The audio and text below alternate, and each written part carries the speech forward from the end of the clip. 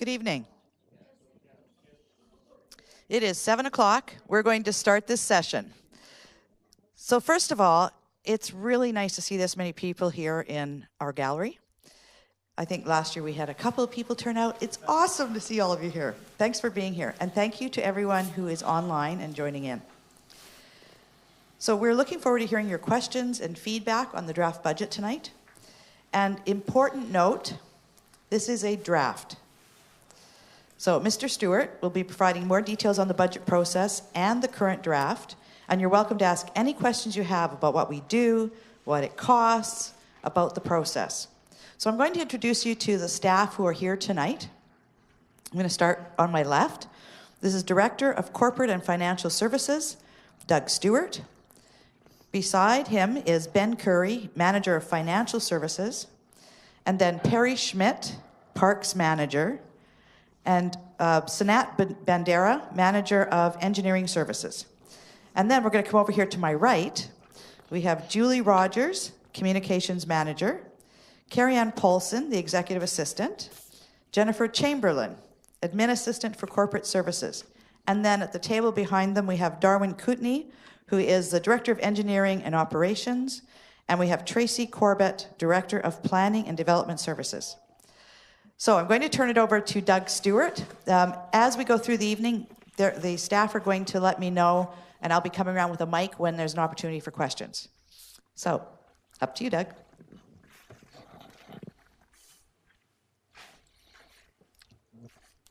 So thank you, Madam Mayor. Good evening, ladies and gentlemen. Thank you for choosing to participate in the Seychelles 2019 to 2023 financial plan discussion. So the budget process, the budget process is detailed on this slide. So starting in the summer of 2018, district staff began to consider the 2019 budget. They were asked to identify what would be required to maintain the same levels of service that we provide today. We reviewed each line item in the budget, made adjustments, either up or down based on the actual spending over the past 3 years. If we can find efficiencies to provide the same levels of service with less cost, we make those changes to the budget. District staff prepared a proposed capital plan as well. This plan was refined to ensure the district has sufficient resources to fund the plan. I should mention that we assumed the strategy for an annual 3% property tax increase as approved by Council in 2017 would continue to allow us to provide for the funding in that plan. So draft 2019-2023 financial plan was presented to Council on December 12th, but before Council is asked to make any decisions or deliberate on the financial plan, we seek input from you. That is why we're all here tonight. So all the comments received today will be compiled along with comments that we've received previously and be presented to Council Committee of the Whole meeting in February. Comments received after today up until February 1st will also be included in that report. Council will then begin its deliberations of the 2019 budget. I anticipate this will continue through March. So by May 15th, Council needs to have adopted a 2019 to 2023 financial plan, as well as the property tax, sewer rate levy, and solid waste levy bylaws. We recently awarded a new contract to Waste Management to provide solid waste collection and disposal services, but we haven't yet finalized the numbers with them. So when we do, we'll report to Council what we expect the cost will be for this new service and whether an increase in solid waste levies will be proposed. So to make the budget deliberation process manageable, we divide the budget discussion into 6 categories. There's the 2019 general operating budget. This covers all of the daily operating expenses except for sewer. The 2019 sewer operating budget. This is the daily operating sewer expenses. The 2019 additional operating requests. This is a list of operating items the Council may wish to consider adding to the budget. Typically, these items allow us to change the level of service we provide. There's the 2019 capital budget. These are capital projects district staff recommend that we give priority to based on the operational needs or the condition of our assets. The funding source for everything in the capital budget has been funded based on the current revenues or anticipated future revenues. We also have the additional capital requests. These are capital projects the district staff recommend Council consider, but that we could not be funded without an additional source of revenue being identified or by deleting or deferring something already in the capital budget. We have the community association requests. So through meetings with each of the community associations, a number of initiatives were identified. These are initiatives that require funding to provide, those initiatives that require funding are provided in a list for council to consider. No cost has been attached to these initiatives yet. So in the items marked with an X asterisk are funded in the draft financial plan, assuming council agrees to the rate increase that's been proposed. The other items are not funded. Should council wish to include them, a further levy increase would be required, or council could elect to use reserve funds or could remove something else already funded in the plan. So I'll now go through some of the highlights in the general operating budget. As stated already, the base budget identifies the cost to continue providing the same levels of service. Ultimately, the decision for council is what the tax rate, sewer levy, and solid waste levy will be for 2019, and whether or not reserve funds should be used to supplement the budget. So this slide shows the change between 2018 and 2019 at a very high level. Based on the budgeted expenditures of the district, we need an additional $1.2 million in revenue. $147,000 of that will come from growth, this is new construction, and $50,000 for other revenue sources. This means we'll need to raise an additional $1 million from property taxes. To raise the additional $1 million in tax, an increase of 11.81% would be required. This would equate to $171 for the average single-family home in Sechelt. This is an average single-family home with an assessed value of $637,000 in 2018. So I'm now going to highlight some of the items that had a significant impact on the budget and what is driving the request to raise taxes by 11.81%. So we have an addition of administrative assistant in the communications division, an estimated cost of $65,000. This position will handle facility bookings as well as administrative support for the communications division. The position will also examine our public facility operations and seek increased revenue opportunities. The engineering division has recommended the addition of a development engineer to maintain existing service levels. This position would be responsible for working with developers and their engineers to ensure all technical reviews, inspections, and approvals occur through the land planning process. The estimate cost for this position is $127,000. A third building inspector is also recommended to allow the district to maintain the current level of service at a cost of approximately $112,000. It's anticipated this position will be filled with temporary staff person in the short term. And I should point out that the amounts on this slide include both wages and benefits.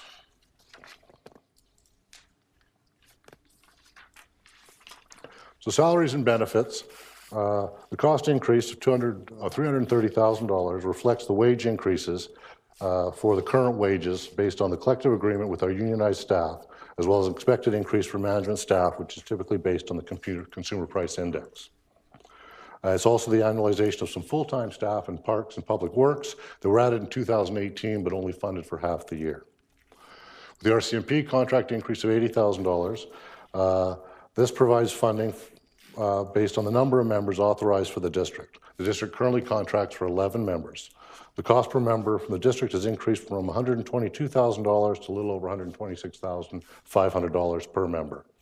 The remainder of the increase there is for overtime and the integrated teams costs.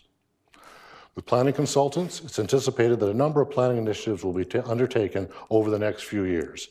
Increasing this budget will provide a base annual budget of $100,000 for multiple planning studies based on the priorities of council. For utilities, hydro and water, this increase really just reflects the increased cost of these utilities based on what we've seen over the last few years.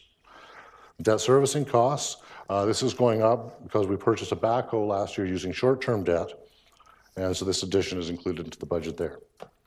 Website redesign, this budget will allow for some maintenance improvements to the current website. Ultimately, the communications manager would like to engage a consultant to replace the current website, but staff feel that perhaps improving the content of the website before we start on a complete redesign. Some other changes included in this budget is a request for $10,000 for records management. This would be an annual budget to allow them to deal with the archived paper records that have been backlogged over the last few years. On the red one there, it's a negative. That's actually a good thing when you see it in a budget. This is anticipated revenue from building permits. We anticipate it's going to increase based on the recent upward trend and a result of increased development revenue that we've received in prior years. But on top of that, though, we're seeing a decrease or anticipating a decrease in the planning application fee revenue, basically as we feel it's peaked out over the last few years. Transfer of cost to sewer. In addition to inflationary costs in the administrative programs that are to be shared among the operating programs, sorry, I'm right over here. This doesn't make sense, sorry. Basically what we're showing here is a reduction of the transfer of costs from the sewer general fund to the sewer fund for administrative costs. These costs are typically for human resources, finance, IT, communication, et cetera, that support both the sewer fund and the general fund. We've reduced the percentage that's being allocated to the sewer fund, which results in a tax increase of $65,000, but you'll see an offset on the sewer budget for the same amount. And finally, the other budget changes. This is the impact of all the other budgets that budget line items that we've basically gone up or down based on what we've seen in trends. It results in about a $35,000 increase. So you can see the total of all the changes that I've listed on the previous two slides is about $897,000. This tax requirement is reduced by $147,000 from growth and new construction up till last year. This is based on the assessment authority giving us a total value of approximately $63.9 million in residential property over the past year, about $200,000 in commercial property, and $133,000 increase in the managed forest properties. As we say, it'll generate about $147,000. So the net impact is a $750,000 increase in property taxes, or an 8.81% to maintain our current levels of service in our operating budget. And the second to last line there is that increased funding for capital. This is a continuation of the council directive that started in 2017 to increase property taxes by 3% a year to provide funds for tangible capital asset repair, refurbishment, and replacement. So I'll now do a quick summary of the sewer operating budget. So the contract services increase, that's $260,000. That's for our contract with Salish Soils for the removal or processing of solid waste from the Water Resource Center. As I showed in the previous slide with the reallocation of sewer administrative costs, it was an increase to property taxes, but it's a decrease to the sewer budget. We anticipate sewer revenues are going to go up from the septage receiving operation due to the changes to the bylaw that we made in 2018. And also from increased billings to sewer users that are located outside of the district boundary. The other budget changes are simply the net impact of all the other changes that we have made within the sewer budget. And finally, the sewer revenue from growth. This is based on our anticipated new housing construction and sewer connections. So the net impact on this is an increase to the sewer operating budget of about $77,000. Which is about 3.12% increase, but if we only increase the sewer user fees, you'd see a 5.27% increase, which would be approximately $20 per home. That's quite small. So this slide shows the total impact of the operating budget on the average single-family home. This would be the home valued at $636,000. The total taxes would increase $191, or fees and taxes, sorry, from $2,308 to $2,499, or an 8.28 overall percentage increase. So I'll now go through some of the additional operating budget requests. These are items that are not funded in the budget or in that increase that I just referred to, but that staff would like council to consider, possibly to enhance or maintain the levels of service that we have. So this position, the procurement clerk is recommended to manage the competitive budget procurement process. It would research and recommend cost-saving opportunities, prepare contracts, and oversee supplier performance. This position may pay for itself in cost savings, but we haven't had an opportunity to quantify what the potential savings might be at this time. So the latest 5-year operating agreement with the library expired at the end of 2018, and the library is seeking an increase in its total 2019 operating grant of $84,000. This increase is shared among the regional district, the Sechelt Indian Government Band, and Sechelt. Using the same funding ratio as used in prior years, the cost of Sechelt would be just over $53,000. The library is also seeking funds for some capital purchases, furniture, public computers and a copier, a business phone system, computer server, and website development. The total cost to the district, or the total cost of funding that we're seeking is $41,800, Seashell's share being about $26,000. The library is also requesting to purchase more books and other materials. This is to ensure the sustainability of their collection. Total request about $28,000, Seashell's share being about $18,000. Last year, when the library went through its recruitment, they had to use funds that were unbudgeted, or it was an unbudgeted expense, and they had to use funds out of the reserve, and they'd like to replenish those funds if they can. It was about $10,000, $6,300 to the Seashell budget if we provide for that. And finally, the library would like a library supervisor. Total request for $70,000, our share about $44,000. And this is our library to hire a supervisor who would support the chief librarian and assume some of the general library duties as necessary. Some other additional requests that we have. The district would like to purchase souvenirs with the district logo and offer them for resale. At this point, we haven't factored in any revenue that may come back from those resale items. This is simply the purchase of them to have them ready to go. The Seashell Marsh safety maintenance. This is a request for a permanent annual amount to address safety concerns, improvements, and maintenance at the Seashell Marsh. This funding would be managed by the parks manager in consultation with the Sunshine Coast Natural History Society. We're proposing a $5,000 to establish an annual contribution to the Public Art Reserve. In addition to that, there's $4,000 for 2 additional utility box wraps.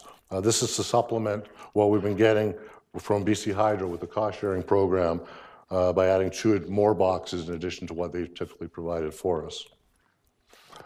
And one that was just recently added, a grant for the seniors planning table. This is $20,000, and this is a request to have Seashell contribute towards the cost of a coordinator and to complete the 2019-20 community engagement project that they've planned. They're asking for $50,000 from the regional district, the Indian Band, perhaps Gibson's and ourselves. I'm estimating a $20,000 contribution from the district based on what we provided last year. So why don't we pause here and why don't we see if we have any questions or comments about the operating budget as presented. The mayor will do her best Phil Donahue impression, for those of us old enough to know what that reference means. Sorry, I came late, so you might have already addressed this. Why is there such a large budget for 2019 for the sewer when it was supposed to be completed in 2018? So I don't understand why it's in the 2019 budget when I thought the sewer repairs like on Wakefield were supposed to be done by 2018. Which 300 or 400,000 is in the 2019 budget when that work was being done and was supposed to be completed in 2018. So she's wondering what the amount, why the amount is so high for 2019. No, I want to know why it's in 2019 when that was a 2018 project. what she's asking? Wakefield Road Sewer is a carry. Oh, the culvert replacement, those are capital, yeah. Wakefield Road Sewer expansion. Okay, we're going to be getting to the capital items, so we're still just talking about operating. Operating, yes, okay. Okay. Any other questions in the gallery here? Thank you. Mary Bitroff, I can assume that the sewer fees are only for people who can have sewer. It doesn't include Davis Bay. That is correct at this point. Okay. Grant for the senior planning table. I haven't found that to be an effective group as one of the people who works at the senior center, which is extremely active here, and we really serve our seniors in Seashell, and I'm wondering why we need to fund that. Well, if we need to, it's a request that they've made to us. It came through council last night, actually, and council asked to be at least put on the budget to be considered. Is there anyone who can answer me why and what they will do with that money? Because we could sure use it at our center that serves our citizens. So the Seniors Planning Table is a group that brings all of the organizations that serve seniors up and down the coast together so that they can better work together in providing the services they do, look at gaps that exist, and fill those gaps. That's what they do. We do that right over at our senior center. Thank you. Okay, any other questions? Do you have questions online?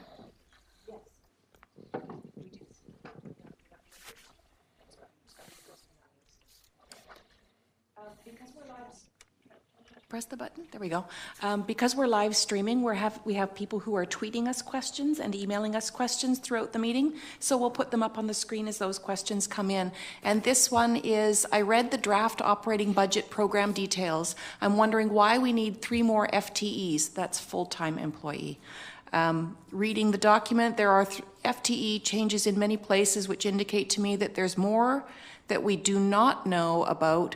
Was there a business plan put forward for the 3 FTE job descriptions? Well, first off, there is no more than the 3 FTEs. There is a 0.25 increase in the sewer, but that's just an annualization of a position that was added last year.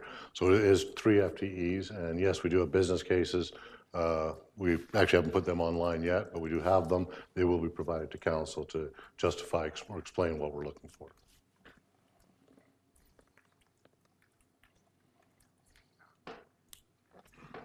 That's all. All right. Are there any other questions in the gallery? I still don't understand why there has to be more employees. You are new council. There hasn't been any, there hasn't been any. People don't hear you online. Oh, okay. Yeah, I don't understand why you need new employees where you have a brand-new council. Have you had time to review the departments and efficiencies of these departments since you've been in council? To be able to review these 3 new spots, it's going to be money that's going to be 300 and some odd thousand every year from now on. Is there not any other way of being more efficient without hiring the staff? Thank you. So you know, Bob, this is a proposal that's come forward. Okay, good. Any other questions from the gallery? Okay. Just one thing here, I noticed that the increase in the general operating budget, which is your 1.2 million, then anything after that, the changes such as the increase of the 3 staff and everything is over and above that, yes? No. No? No. So that was included in your 1.2? It was. The 2 slides that I showed have the additional requests. Right. They're not included in the budget, but anything prior to that I discussed is included in that budget.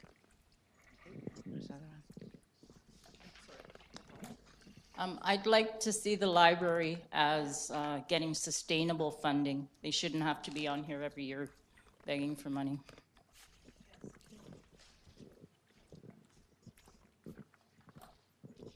My name is Beverly McEwen. My only qualification for speaking is that I'm a Sechelt resident who happens to be an avid reader. I am not affiliated with the library in any other capacity.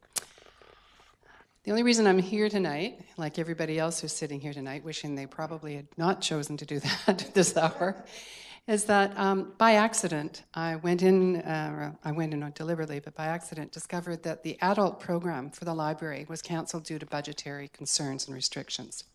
I was coming into volunteer service, limited service, and just saying I would be available for that. And I was told very politely by our new librarian, to whom I had just introduced myself, that was canceled due to budgetary concerns. We had to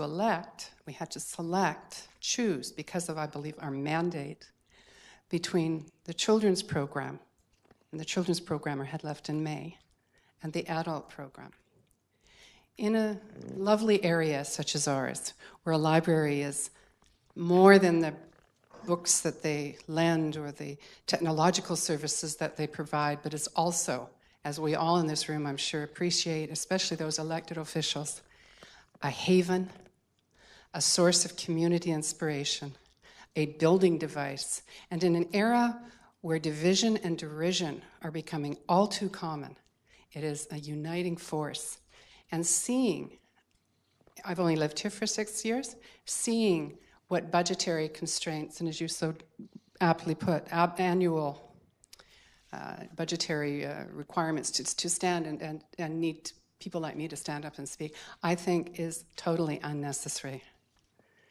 We have a wonderful resource that we are endangering by, and I appreciate all the work that's gone into this, but the actual wording that we keep to last year's rigor means that we are not taking a step even to maintain, but are in fact decreasing. Victor Hugo said it best, a library is a leap. It's a leap of faith. And as a mother and a future grandmother and a member of this community, my friends beside me agree, we really hope that this council and this membership will actively put the library, which is a true democracy, in the regular permanent budget. I feel that the proposed budgetary consideration is too little, frankly. Thank you. Any other questions? Here we go. Yeah, I think we have a problem with rental facilities in Sechelt. And I have a rental house that's dedicated to rental with 2 suites. And instead of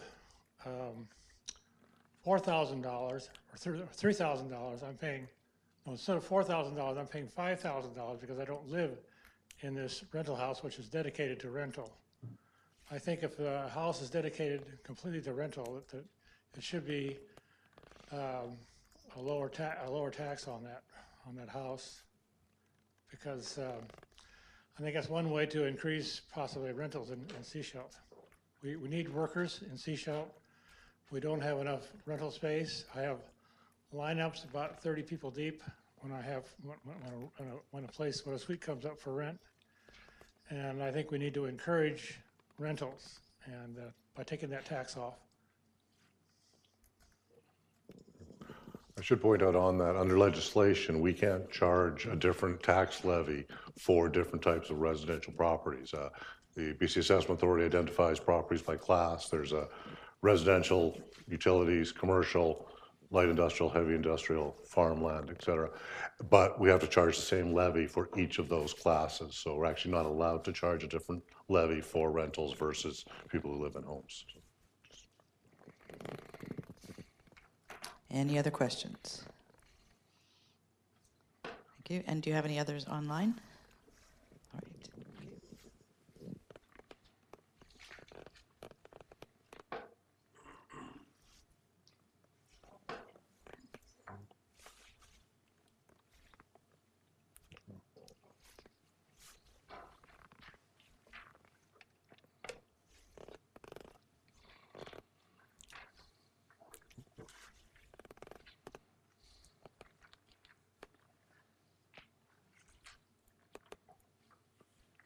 Okay. So I'll now go through the 2019 capital budget. So the total proposed capital budget is $12 million. In the book, we have seen 16 million, but with the changes to the sewer project that I'll be discussing later, the sewer infill project that was reduced from 12 million to 5.6 million, I've made the adjustments here. So that's why you're seeing the number slightly different than what would have been in the budget book itself. So as you can see from there, of the 12 million, 9.6 million of it, or 80% of the budget, is funded from grants, including gas taxes and DCC contributions. So the capital reserve is actually property tax levies for capital from prior years, plus the addition of tax money in 2019. So the 2019 contribution to the capital fund from property taxes is proposed to be $713,000. This is assuming that council approves the 3% property tax increase being proposed. It's important to keep in mind because deleting or deferring projects funded from sources other than capital reserves will not have an impact on the property taxes or the tax levy for 2019. And in fact, if council agrees to increase property taxes by 3% for capital, regardless of what projects are in the capital plan, then any cuts to the project would simply mean more money is kept in the reserve. But again, it would have no impact on property taxes for 2019. So certainly important to keep aware of the funding source for capital when you're looking at projects that you may or may not like. So I'm going to go through each capital project, a quick description of those projects. So we have a Class 5 dump truck, Class 5 truck with a plow and salter. This is a purchase to replace a truck that's used by both parks and public works. In the summer months, park used the truck for garbage pickup and to haul debris from trimming trees. In the winter months, this truck is fitted with snow removal equipment and a salter to maintain our level of service to the community by cleaning up the roads during a snowfall. And you can see it's $110,000 and it's funded from the General Capital Reserve. The RCMP facility renovation. This is a 2018 carry forward project. In 2008, a physical security review was conducted by the RCMP Departmental Security Pacific Region. This review brought to light some deficiencies in the front entryway of the Seashell detachment. The project has been designed, it was just completed, and the tender documents are prepared and they're ready to go, but they need to be reviewed by the RCMP. So once they've reviewed it, we can then tender the project. It's $223,000. We've got it projected to be funded from the Public Safety Reserve of $72,000 and about $152,000 to be funded by the RCMP. Oops, should have gone forward. The RCMP building roof replacement. This is to replace the roof on the RCMP building. We have numerous leaks that have been patched on the current aging roof. Several of these leaks were repaired by the facility maintenance person after the live roof was removed in early 2018. The current patches are only a temporary fix in order to keep the water from the office area. But this is a necessary replacement and should be considered a high priority as the water from continued leaking will create more damage to the building. We're proposing that $200,000 come from the Public Safety Reserve. The office furniture upgrades. This is a continuation of a project that started in 2018 to upgrade the Municipal Hall workspaces.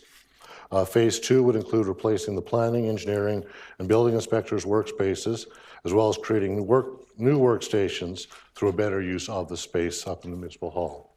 This project addresses our current shortage of workstations, and I say will create additional space for future growth. It's been funded for $55,000 from the General Capital Reserve. The Enterprise Resource Planning. This is an IT project. What is that exactly? What's that? Enterprise Resource Planning. I'll just get to that right now. What it is, it's actually a project to integrate and leverage our current software.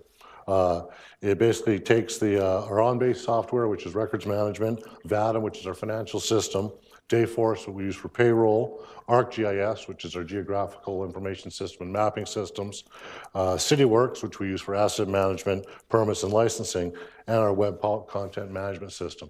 And the idea is to integrate the systems so they all speak to each other. Theory being that if you enter information in the financial system, the work order system should be able to see it and use it and create work orders with it, so you're not having to maintain multiple systems. So this is a project to integrate those. And also actually, this is the end of a project. It started in 2015. It was about a $200,000 project. It's $15,000 for this year, a final $60,000 budgeted in 2020, which would complete the project, and that would be a full implementation of the on-base system for records management and the CityWorks system for our asset management and permits and licensing. And by 2020, this won't be all out of date, like everything else is tactical? No. No, we maintain the integrations and we upgrade the systems as we go along. And the last one on this page is the IT infrastructure maintenance. This is an annual budget basically to replace the information technology infrastructure. In 2019, the plan would be to replace the server and exchange email system upgrade. That would be about $20,000. It would be to Municipal Hall server room, the UPS, that's the uninterrupted power supply replacement for 10, and replacement of laptops and desktops for about $20,000. And this is funded from the General Capital Reserve. So this next project is to construct a new park amenity and improvements at Hackett Park. This would provide for an accessible gathering place and a performance venue for the community. A dedicated performance space in the park would include the amenities needed to support our own events and celebrations, as well as community-led programming. It will expand both the cultural and recreational opportunities for the park. This was actually brought to council last night, and council did pass a resolution to direct staff to submit an application for grant funding through the ICIP Community Culture and Recreation Program. So the anticipated cost is $253,000, $67,500 from the district, and $185,500 through grants. Again, it passes. Oh, I thought you said you could ask questions anytime. No, it's got to be questions for this. Oh,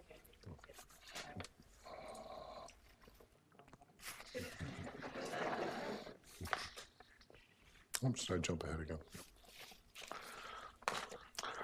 So the wildlife resistant garbage cans. This is the final stage of Sechelt Park's Bear Smart initiative. Proposal would be put in 9 remaining garbage cans in 9 locations. Mason Beach access, Wakefield Beach access, Crowston Trail, Chapman Trail, Bay Road and Davis Bay Road, Ocean Gardens, Proctor Bike Park, Brent access, beach access, and the Legacy Park.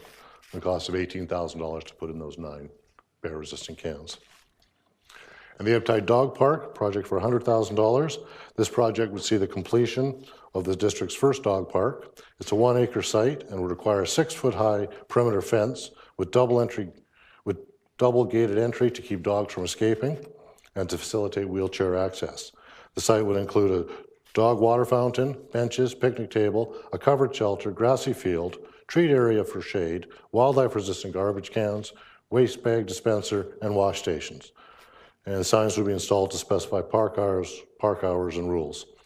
It's actually funded from development cost charges, so of the $100,000 cost, $99,000 would come from DCCs and $1,000 from the capital reserve. There's a quick slide just to show the locations of the bear-proof cans, and you probably already know where the dog park and the Hackett Park are.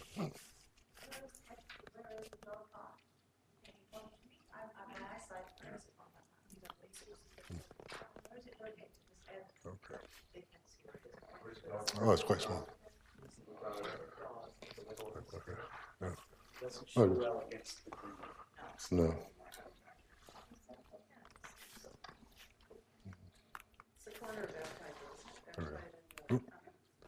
Yeah, it's next to the Water Resource Center, if you know where that is on Eptide. Sorry. Yes, it's up here. It's a $100,000 budget, of which $99,000 is through development cost charges. $1,000 comes from taxpayers. In English.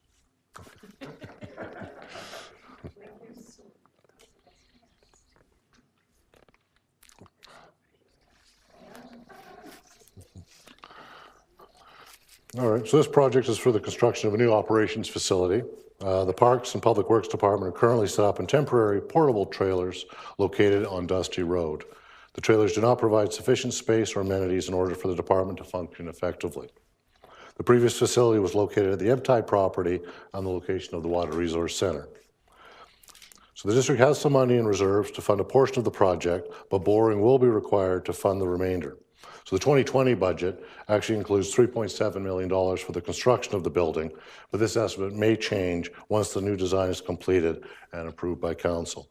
So the current year funding of $828,000 is what's in a reserve specifically for this, which will provide for the design of the new structure and allow us to get some plans put together.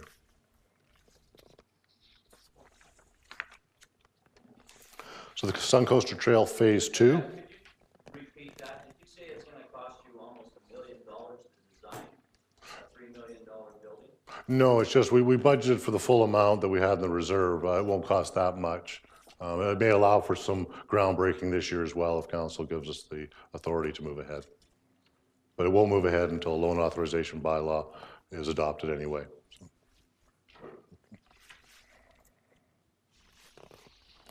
So So the Suncoaster Trail Phase 2, this project would complete the section of the Suncoaster Trail through Seashelt. The airport to Selma Park section was completed in 2014.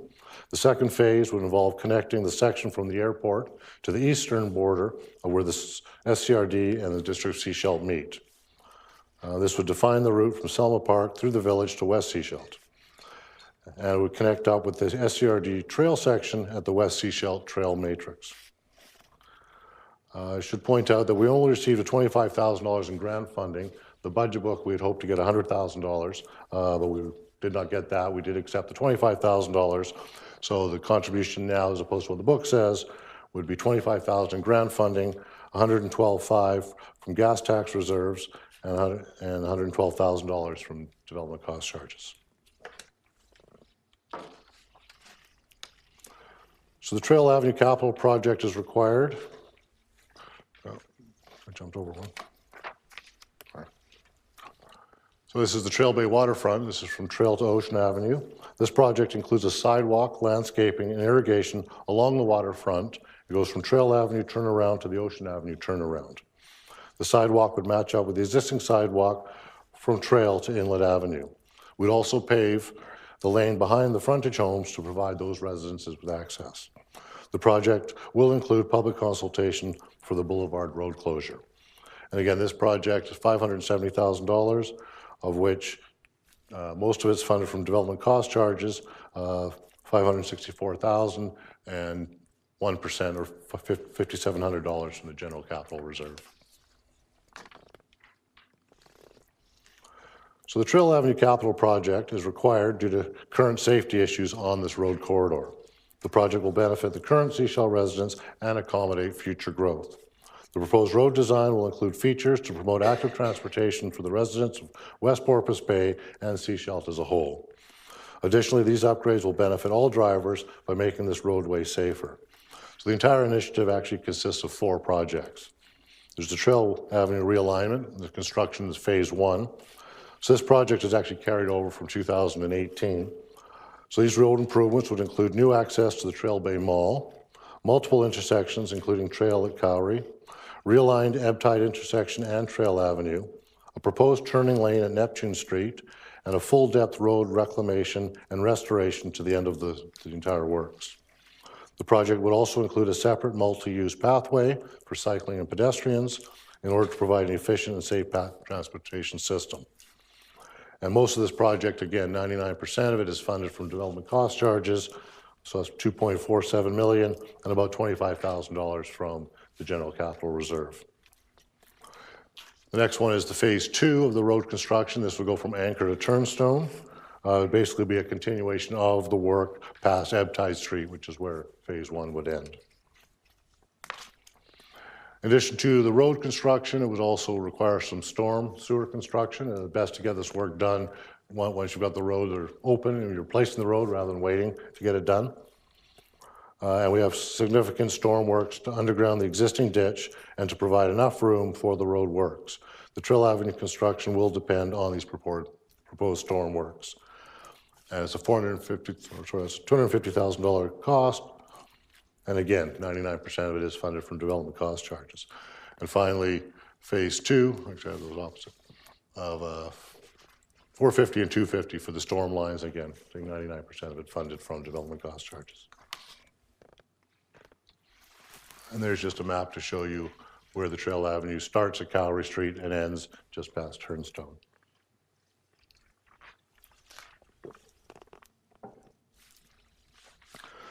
So the Wakefield Road culvert replacement. This project's for the replacement of the failing CSB culvert crossing under Wakefield Road for the Wakefield Creek tributary. The works would include a new upstream and downstream head walls that allow for widening of the corridor of Wakefield Road in this location. It'll reduce the risk of a complete failure of the existing culvert, reduce the risk of further damage to Wakefield Road, and provide a wider corridor in this area to allow for future widening. And this is a carry-forward project. It wasn't last year's budget. This is simply a carry-forward because the works didn't get done.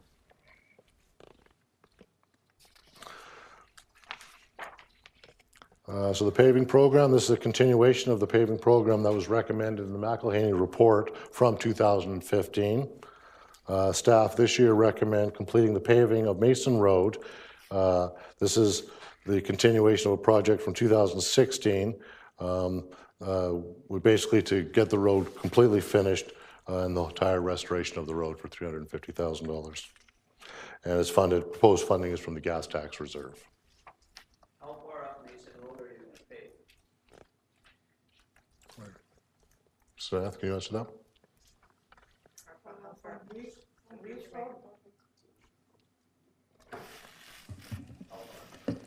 From Reeves Road towards I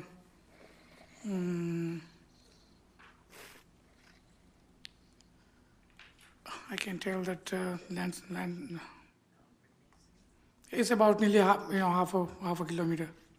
So to the boundary of where out the botanical garden? Oh, beyond that. Beyond that? Yes. You don't have a right of way? You don't own the land? No, we don't own the land. So this is a rehabilitation. That isn't a decision you can make without talking to the landowners.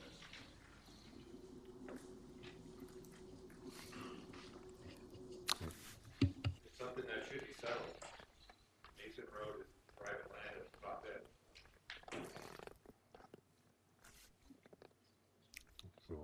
We will look into that, I guess. So next project is the Wakefield Road sewer expansion. This project was awarded in 2018 at a cost of about $1.836 million. So this is really just the remainder of the project required to complete the project in early 2019. On an agreement with the project, with the province, the work actually has to be completed by March 31st of this year. And this is the project that's being funded 70% by grants, so it's $170,000 in grants and $80,000 from the sewer fund. The Harbor Way to Lookout sewer expansion. This was the other one that we got some grant funding for. This is a little more challenging project, so we split into 3 phases. Phase 1 was tendered and awarded last year for just over $1 million. The Phase 2 work was recently awarded, and these works again must be completed by mid-March or by the end of March as per the ministry guidelines. But due to the rising costs, Phase 3 will not be completed, so we did have to scale down the work slightly. So again, this is the remainder of the project to complete what was approved by grant about 2 years ago. Where is Harbor Way? Sorry there? Where is Harbor Way?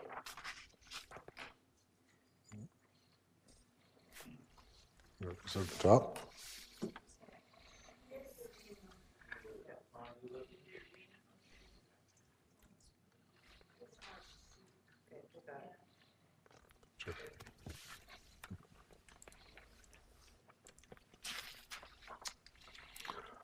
Okay, so the West Porpoise Bay and West Sechelt sewer infill area.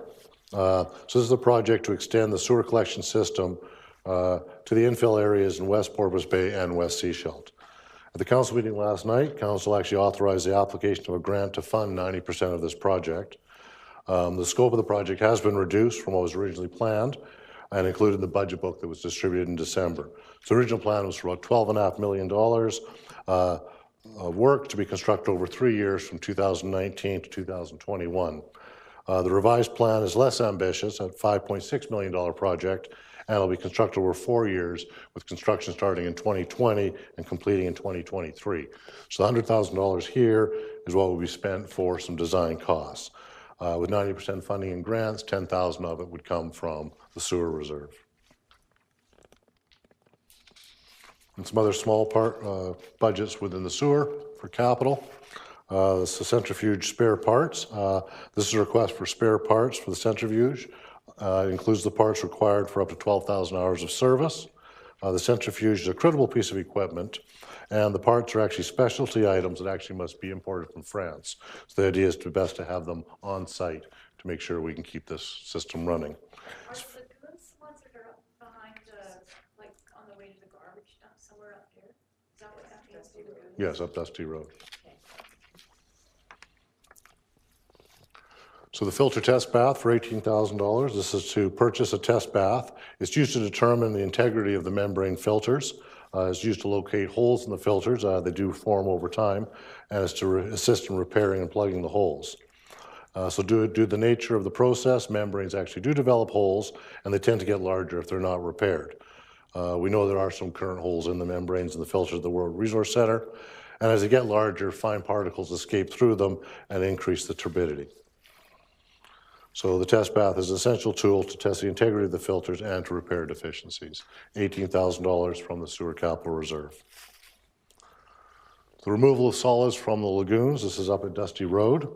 So the solid lagoons at Dusty Road Treatment Plant is reaching its maximum capacity. In the past, when the plant was used as a conventional treatment plant, it was included approximately 1,000 cubic meters a day of influent and the septage dumping. It was dewatered once a year at that time. Since the water resource came online, we've only been using the lagoon for receiving septage from the haulers, but it's only been dewatered once since 2015. And we've recently observed floating sludge and the appearance of diminished depth indicated diminished capacity. So it'll be $200,000 to remove the solids and extend the life of that lagoon. Oops, back. And finally, the UV system wipers and controls. It's a $28,000 project to purchase wipers and controls for the ultraviolet disinfection units that are responsible for the disinfection of the effluent discharge water at the Water Resource Center. They're essential to the entire program. We have to have spare parts on site, as we can't discharge the effluent without the disinfection. So the UV wiper assembly and controls are required for preventative maintenance. It's recommended they be replaced every 5 years, and we're getting close to that 5-year mark now, which is why we'd like to have the parts available now when we need them at a cost of $28,000.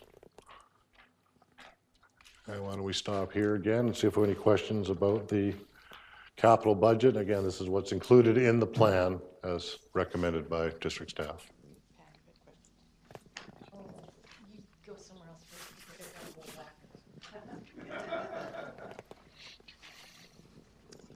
Hi, my name is Carol. I have a question regarding, is it possible to get the road paved, you know, where the pavement ends between the hospital and Independent Grocer going towards Salish Soil? Is that possible to get that paved? I often drive in there and there's big holes. So, oh yeah. The road in question belongs to Seychelles Indian government, is not the Seychelles road. So we can pave the road. Same with Mason Road. Back. Yeah, the removal of solids from the lagoon. The waste, the solids up on Dusty Road, those solid waste, they come from the whole district of Seychelles, or district of Sunshine Coast? They come from the whole Sunshine Coast, they dump in there? They do now. All the haulers. So that's the whole Sunshine we're the only dumping septic facility on the That's the only one on Sunshine Coast. Yes.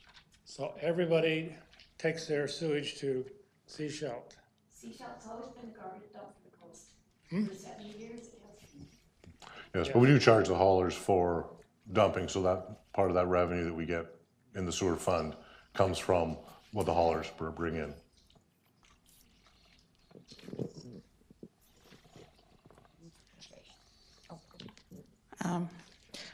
I don't notice any improvements for Davis Bay. Our roads are in very poor shape. It can take up to 20 minutes just to turn out onto the highway.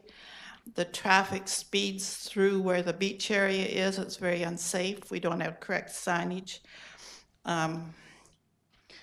Give me a reason why you're going to raise my taxes in Davis Bay. On another point, you're putting an outdoor stage in Hackett Park. You've got residences all around. Mission Park will soon become all of ours, including the house that's still there. And that's a great place for a stage. There aren't many residences around. And you've got the beach setting as well where people could enjoy sitting. I can't believe you'd spend $100,000 on a dog park. Are they going to pay rent? And how can 9 garbage cans cost $18,000? I want an answer to that one. These are not ordinary garbage cans. These are special cans. They're wildlife resistant cans. So the cost of the bears as well.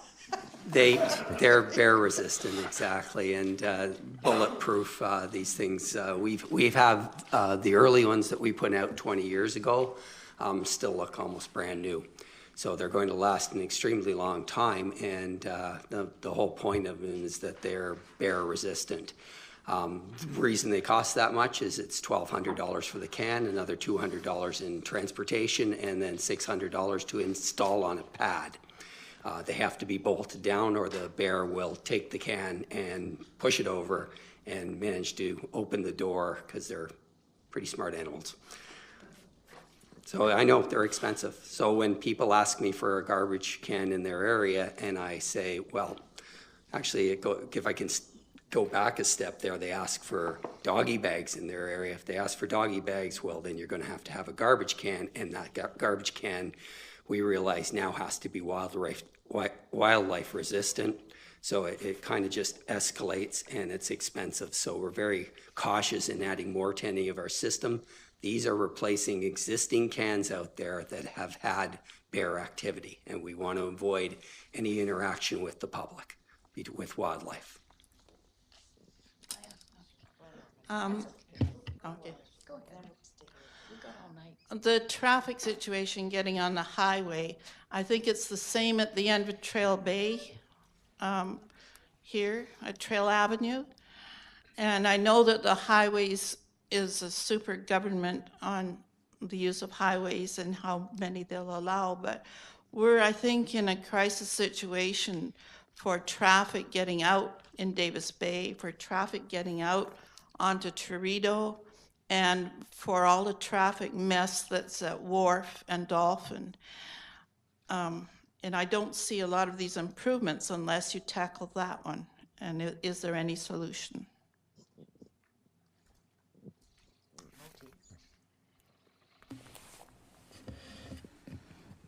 So the road section you mentioned belongs to the MOTI. So we have the discussion last December to improve that area, Davis Bay. So they are looking for extra money to provide the curb and gutter on between the Pier 17 to Davis Bay area to pedestrian safety. Thank you.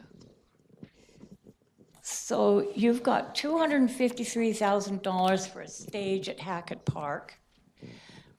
A little over $500,000.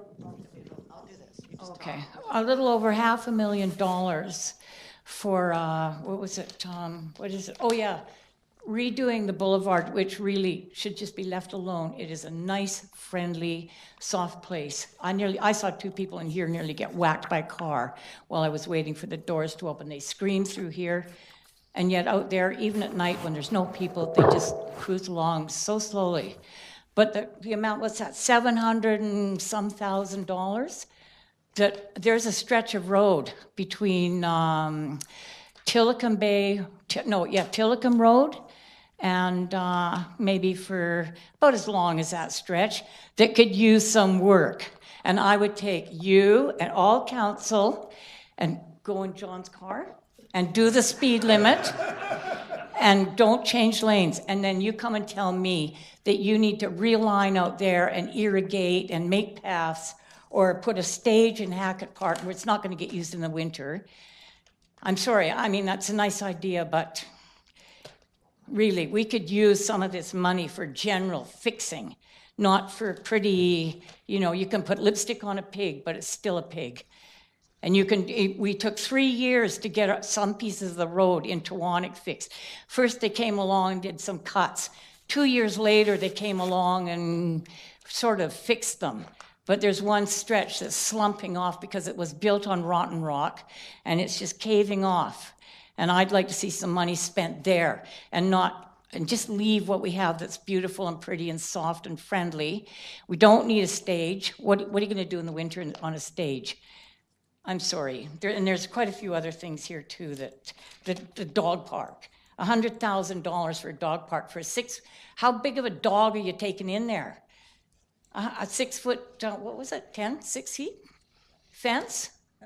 I guess you're taking Irish wolfhounds or something, because, you know, really, I think there's a little more to that part than there is to just a dog park. That's good for now.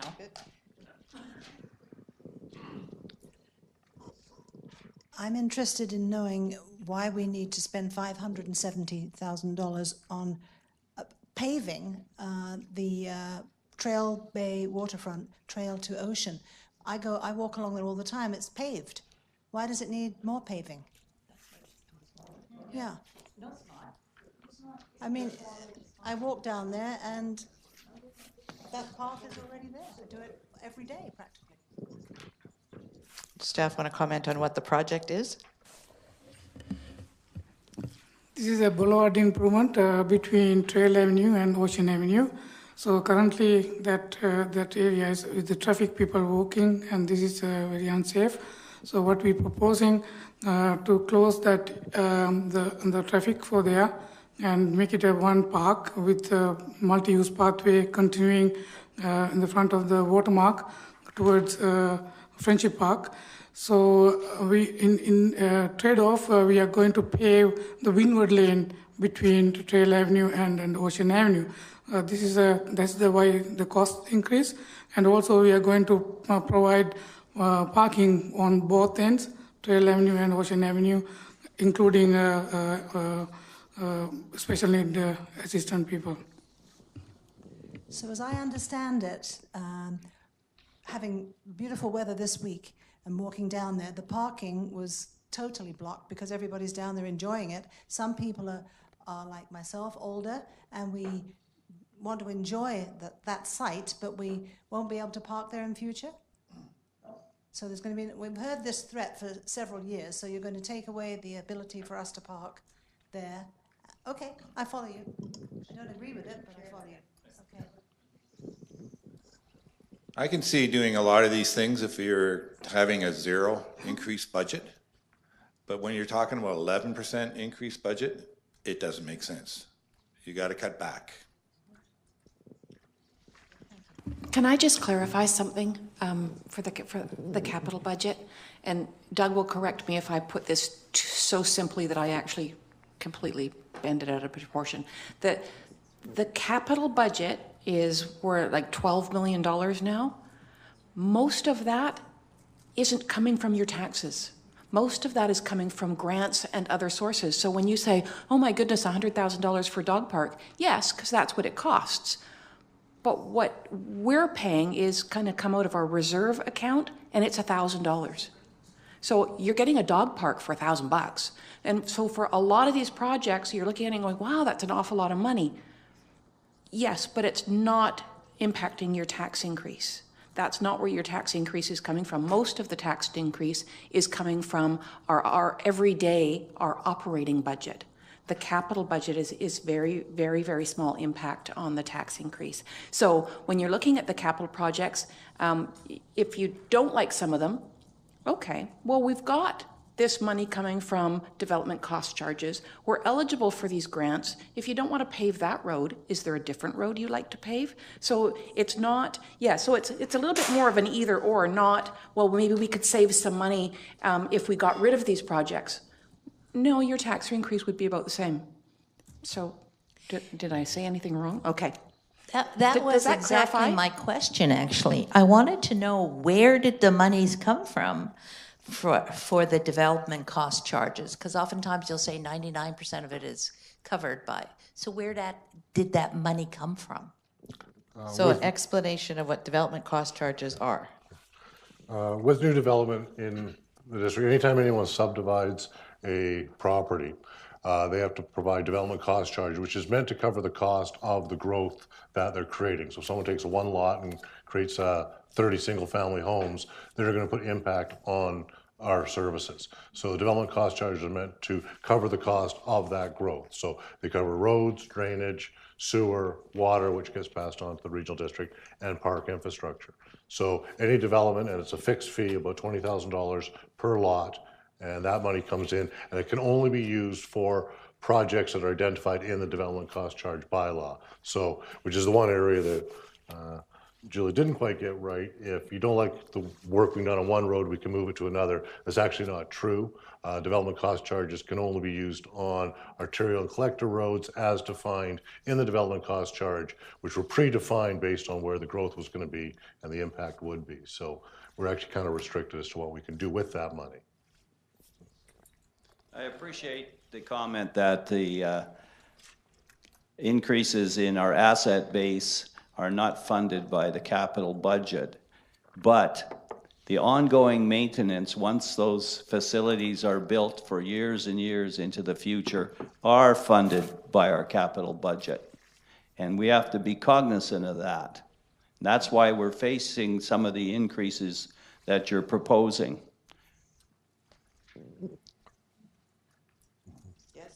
That is true. Any of these new roads would incur ongoing maintenance costs as we go. And so the DCCs, everybody pays those if you're buying a new house. No, the developers pay them through. No, we pay them. Where do you think the money comes from? Is the people who are buying the houses, the developer passes that cost on to the purchasers, right? Yes and no. Well, yes, definitely. They're not going to pay Well, the my developer. argument would be on the economic side. If someone builds a house that's worth $1 million and it costs them $800,000 to build it, they'll make a profit of $200,000. If it costs them $900,000 to build it, it's still $1 million home that they can, has a retail value of $1 million, they make a less profit. So it really comes down to the value of the home they're building is the market of the home, not the input costs. But if you're talking affordable housing, you're talking $12,000 a couple of years ago, DCCs. Now they're $24,000. They're doubled. It just doesn't make it affordable, but then all of a sudden you want to put the money for the DCCs into a dog park? You got to look at where you're spending your DCC money. It's just not free money. We're paying it anyways. That's true, but actually the DCC bylaw specifically included a dog park, so the DCCs that are being charged was for that dog park that was identified 3 years ago. Okay, and then, And I don't need to argue with it, it's just unfortunate that's the way the bylaw is written, so. I don't know where you think we're going to get the 3% or 11% from. I don't get a raise like that. Most of the seniors are deferring their taxes. Is there any, do you know how many seniors are deferring their taxes? Because they can't afford them. So I don't know where you think that we're going to get the extra money from. I have a lane that's not paved. I can barely get the guys to go down there and fix it. I don't understand.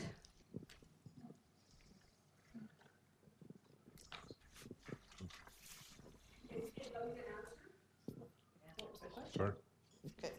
Ultimately, this is a council decision. Where do you think we're going to get the extra money from? I don't get a raise at 3% or 9% or 11%.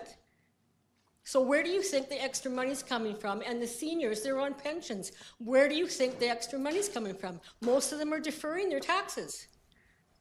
I just don't understand. I want an answer.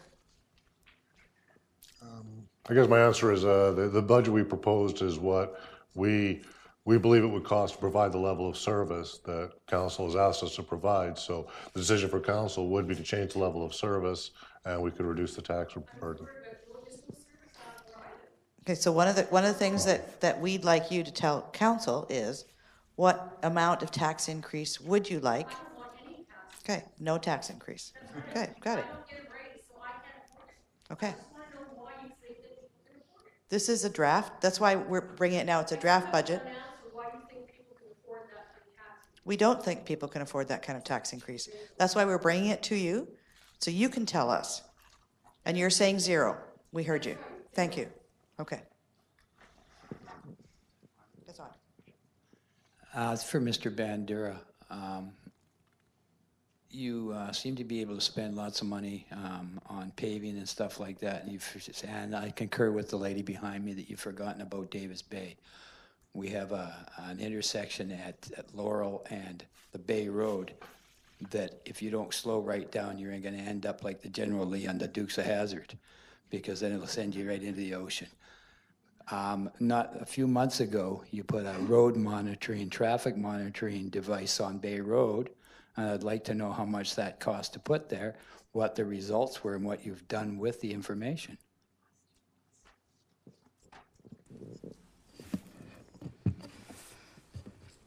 Good question. The traffic monitoring device belongs to the district, and we install that our staff, and only the cost, the capital cost to buy that one. But we are using that all Seychelles other roads. So previously we hired the consultant to do that. So every time they will come over here about $5,000, $10,000. But now we save that money. We spend about $13,000 that to buy that device. We are using that for another maybe 10 years for different location. The results of that is not too bad, but it's not good, but not too bad. Compared with we install at different other location, the speed is that area is 30 kilometer, but average is 40 to 50 kilometer that area, and some people drive about 60 to 70. So percentage is very low, very less. I find that hard to believe, Mr. Banker. The sign is about 40 feet from the corner, and most people are turning right or left. They're not going 60 or 70 kilometers an hour in that area. And you also told me that you were going to pass this information on to the RCMP. Did you do that? And, yes. Okay, and yet nothing has been done about it? We requested to patrolling that area. I don't know after what they've done. Yeah, well, if they can go 60 or 70 kilometers an hour in that particular area, I would expect to see a lot of ambulances and fire trucks up there with accidents. That's, you know, and if you spent $13,000, can you spend a bit more money in fixing the rest of Bay Road for us? $13,000 was for the equipment that we bought that we can use all over the district, rather than having consultants come up and do that. I would like to speak to the Hackett Park outdoor stage. Since I live 1 block from Hackett Park, I have great concerns that a stage would be built there because of the, I think it probably gets used 1 or 2 days a year in my experience living there. And also, in Hackett Park, there is a building that was built by the Rotary with toilets and a kitchen in it, which is an absolute magnet for vandalism. And I think it would be a very poor idea to build a permanent stage, and that your dollar would be better spent putting a stage up for 2 or 3 days a year and get the Parks Department to build it up and take it away when you're done with it, because I'm afraid that it's just going to get hammered in the time that it's there. Yeah, thank you for the question. Well, yes, we do use the stage there. The portable stage gets brought in for Canada Day, and we also bring one in for the Arts Center's craft fair twice a year. But our intention is to actually move the Summer Music Festival to that area as well, and perhaps the Multicultural Festival, and also make it available for other activities. The intention with the stage is to make it fairly bulletproof so that it is made from vandal-resistant materials, and hopefully the maintenance on it will be fairly minimal over the years to come. And I'm a big believer that you build things, and if there's problems, you fix them, but you just not building things because you're afraid to build it is not a good philosophy. I think we need to move forward on this. I've been the parks manager for 13 years now, and they've, we've had the community pressing for this over those years. And it was also identified in our recent Parks Master Plan upgrade as one of the community's projects that they asked for, one of the priority projects on the list of 10 priority projects. So I personally think it's a really good idea. As far as noise goes, there is, obviously there is noise bylaws, and we're going to be respectful to the neighbors and when determining the permitted use.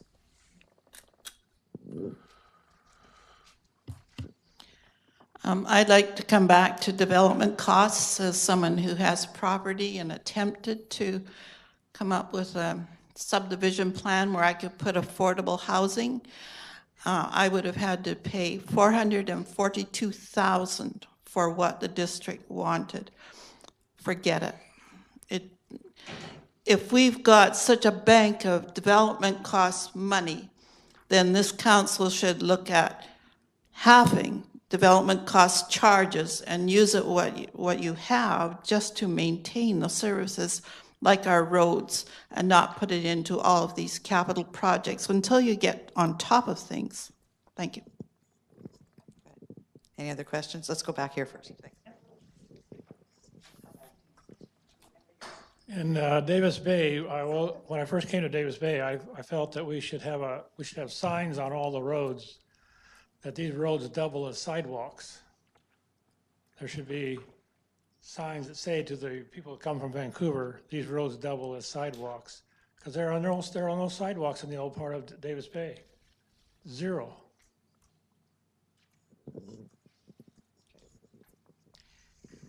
Thank you.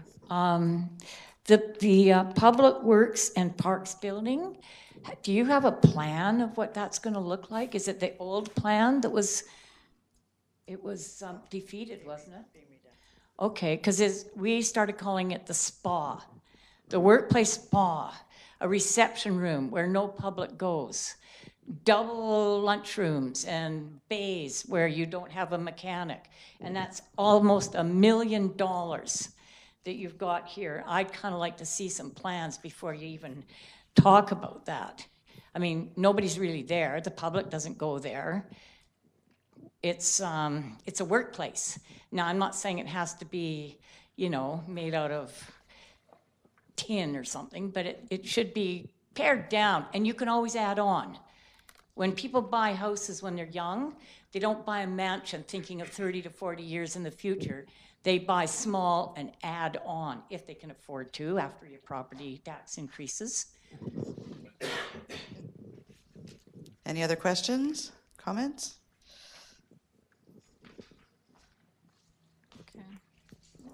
I have a couple of questions. Just, I guess, in terms of the public safety reserve, is that used for safety costs? For example, like all this Trail Bay changes, would a consideration of a traffic light be one of those things?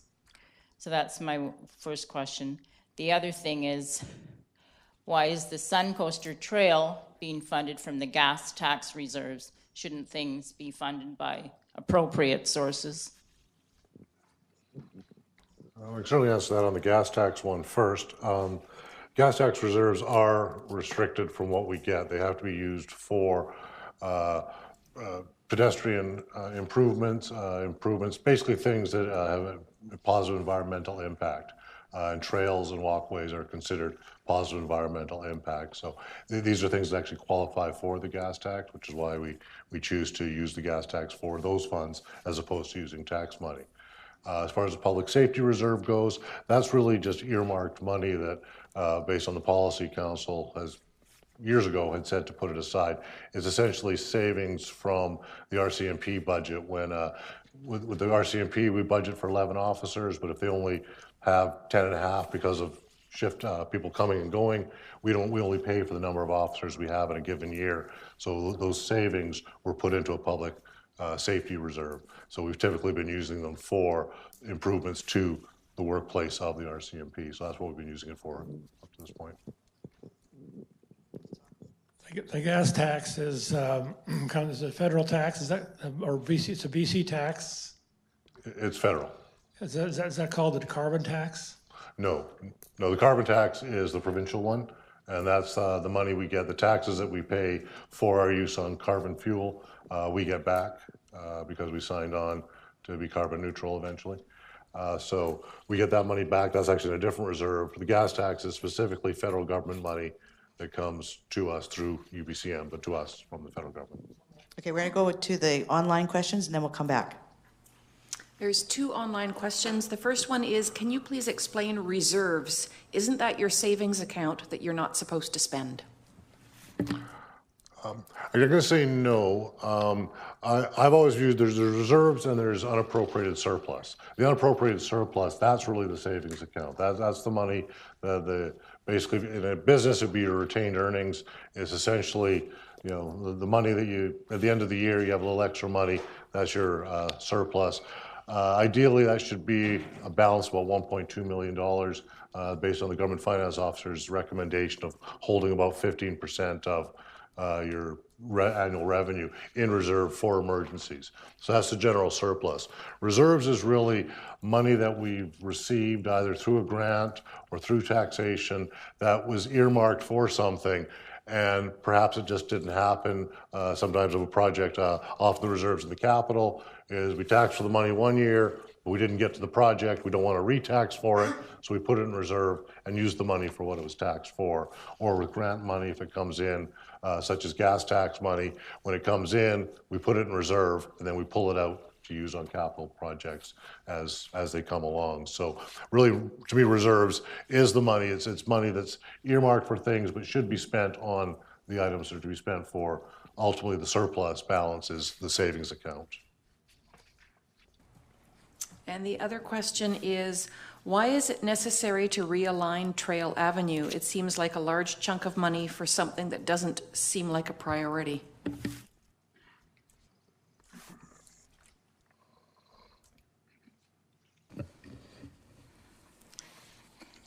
Trail Avenue is currently designated as a collector road. Interim actually is a collector road, but interim arterial road connecting downtown and West Purpose Bay. The current standard is the 30-kilometer speed, having windy road. So we are straightening that, not fully straightening, but a safe speed, at least a 40 to 50-kilometer speed. So including that improvement includes a multi-use pathway on the both sides for pedestrians and cyclists.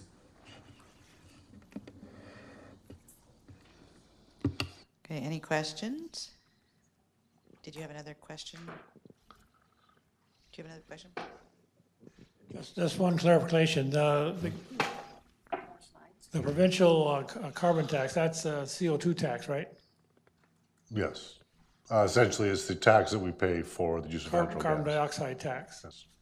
We are 40% carbon. People are 40% carbon. Okay, Bill, did you have a question? Okay, I'll come over there. I wonder if after this next question, we should let Doug finish his presentation in case maybe some of the rest of the presentation answers questions people have. Thank you. In 2016, there was a petition given to the council pertaining to a pedestrian light here at Ocean and Calgary. In fall of 2016, the Accessibility Advisory Committee was assured that it would be put in 2017.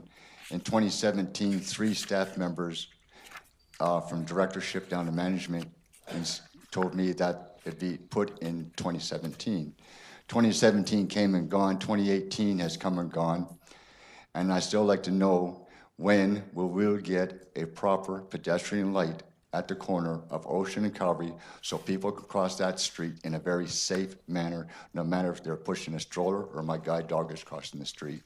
And as for the dog park, I don't see how it will cost $100,000, but my dog would sure hell love to play in it. Calgary and Ocean? Yeah, I know. Do you want to address that? Actually, I can address that because actually the timing was very interesting because on the next part of my presentation, I actually will be addressing that. That's one of the projects that's on the additional capital request list that staff, projects that were unable to be funded based on the current plan, but that we want to put in front of council in case they wish to consider these projects instead of what's already in the plan. So it is on that list for council's consideration.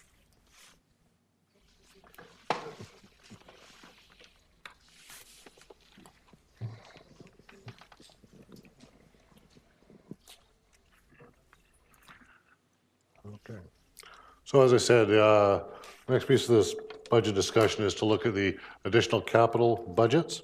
So these are capital projects that different district staff would like council to consider, but couldn't be funded without additional sources of revenue or by deleting projects or deferring things that are already in the capital plan. So real quick, just looking at the capital reserves, this just shows the ending balance of the main capital reserves, the general capital reserve and the gas tax, which are basically the ones that we primarily use for most of our capital projects, and the sewer capital reserve. What's significant to note is that the ending balance of the general capital fund and the gas tax fund combined at the end of 2019 is expected to be approximately $611,000 and $647,000 at the end of 2020. Okay, this is based on the capital plan being funded as it was shown in the book. So this means that council could allocate up to $611,000 in 2019 to fund additional projects, but that would bring that reserve balance to zero. And at the end of 2020, the reserve balance would be at about $36,000. So again, just to put into perspective, based on the list, which is larger than $600,000, that's basically if council was to spend that now, they'd be spending what they have available for the next 2 years, based on the current revenue and other items in the plan. So I'll go through some of the quick items that staff would like council to consider. So the first one is a new vehicle for the district hall. This would be a proposal to acquire an SUV hybrid. The vehicle would mostly be used to transport people off coast for courses and evening events. The Honda car that we have would be retained, but only for use on the coast. The Honda that we have now has little or no value, and staff have recommended that it be used until it requires major repairs, but not to get those repairs done and simply dispose of it at that time. It's anticipated that we could reduce expenses for vehicle rentals and repairs as the new vehicle would be under warranty. Next proposal is for a boat and motor for $25,000. So the boat is proposed to assist the Public Works Department in putting out our swim floats in the spring and removing them in the fall, and also at other times to move it and bring them in for repairs. The boat would also be used to put out oil spill kits when needed and to remove debris from our coastline. The boat would not require a trailer, as the HIAB can transport it. And we've had many requests to remove debris from Porpoise Bay and the coastline, but we cannot reach it from the shoreline area. So this would be a boat designed strictly for work purposes only, and it would run on a 15 horsepower motor. So the next request is for Cowrie Street trees, including electrical outlets. The Parks Division would like to install 7 additional new trees on the north side of Cowrie Street. 4 would be placed between Wharf and Inlet Streets, and 3 behind Inlet Street and the dock. It would also be prudent to install electrical outlets in the tree wells to continue our tree lighting program in the village core. The Kinnickinnick dugout improvements for $15,600. So it's been requested by minor softball that the mixed slow pitch league to raise the height of the dugouts and to construct the roof and to construct a roof for them. It would be done for 8 dugouts at the 4 baseball diamonds located at Kinnickinnick Park. Next one is $75,000 to paint the exterior of this building, the Municipal Hall Library building. It hasn't been painted in 10 years and it's faded severely. Also included in the cost of this project would be the replacement of some of the rotten wood that's more primarily up in the tower on the roof area. And it would also do some minor repairs. It would obviously protect the building from weather and extend its life. Next additional request is the mechanical HVAC refit in this building. Basically, at this point, the HVAC system needs extensive work to allow it to become more effective and efficient. The access control system in Municipal Hall, this is to allow us to better maintain security at the Municipal Hall entrances. Be putting in fobs, which would replace keys. If a fob is lost, it can be deactivated, whereas if a key is lost, typically you have to rekey the building. It's determined that rekeying the building has cost about $1,000 per occurrence. Oops, that's a jumped one. So this is the one that Bill was mentioning. This is the mid-block crosswalk of the RRFB. That's a rectangular rapid flashing beacons at Cowrie Street for $70,000. This is the Cowrie Street and Ocean. There have been multiple accidents here. The Accessible Advisory Committee has requested improvements to the intersection multiple times.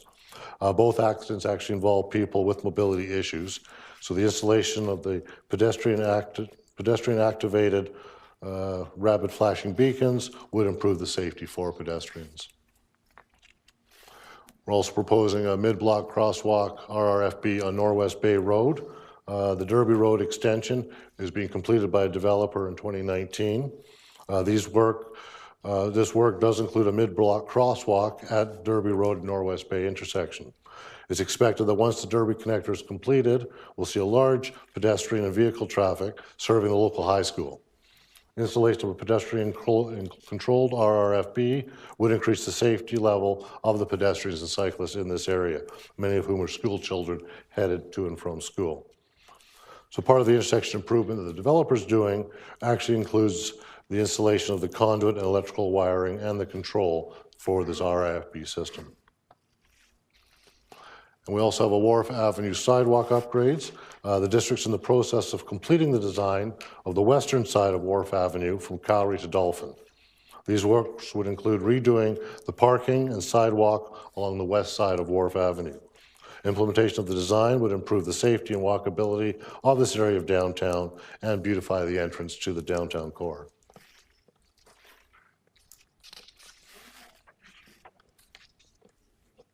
And on the additional side, some additional requests on the sewer. One is for the purchase filters and associated fittings for some additional membranes for a cost of $60,000.